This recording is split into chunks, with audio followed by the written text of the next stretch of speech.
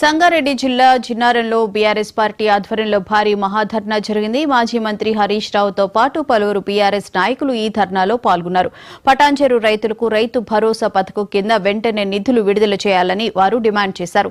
కేసీఆర్ హయాంలో రైతులందరికీ రైతు బంధు అందిందని, అయితే రేవంత్ రెడ్డి ప్రభుత్వం ఓఆర్ఆర్ పరిధిలోని రైతులకు రైతు భరోసాను నిలిపివేసిందని హరీష్ రావు విమర్శించారు.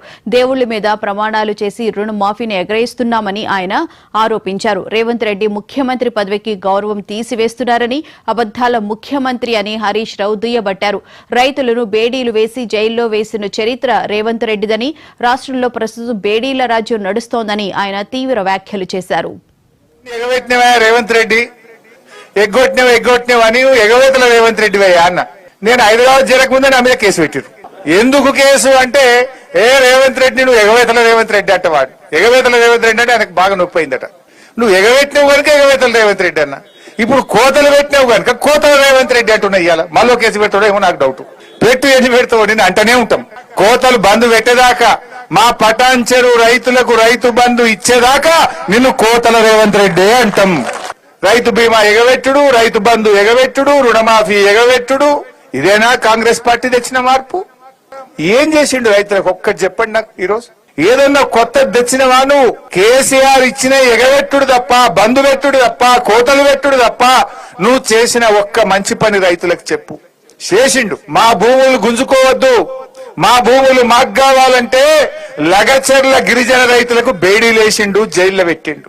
మొన్న గద్వాల జిల్లా ధన్వాడలో ఈ ఇథనాల్ ఫ్యాక్టరీ వల్ల మా ప్రాణం దెబ్బతింటది, మా ఆరోగ్యాలు ఖరాబ్ అవుతాయి, ఇథనాల్ ఫ్యాక్టరీ మాకు వద్దు అంటే ఆ పెద్ద ధన్వాడ రైతులకు బేడీలేసి జైల్లో పెట్టిండు రేవంత్ రెడ్డి.